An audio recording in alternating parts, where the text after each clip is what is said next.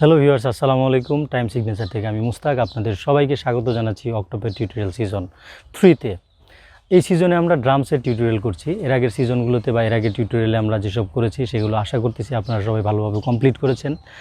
একটা বিষয় হচ্ছে যে আপনারা টিউটোরিয়াল শুধু দেখবেন, দেখিয়ে যাবেন, কোনো টিউটোরিয়াল কমপ্লিট করবেন না, এরকম না। আমি আসলে ইউটিউব দেখলে মনে হয় যে সবই একবারে শিখে ফেলি, বিষয়টা এরকম না। আপনারা একটা টিউটোরিয়াল খুব ধৈর্য সহকারে একটু সময় নিয়ে প্র্যাকটিস করবেন। আর আমি এখন থেকে ইনশাল্লাহ যেহেতু গ্রামে আসছি, আপনারা বুঝতেই পারছেন ন্যাচারালি ভিডিও করতেছি।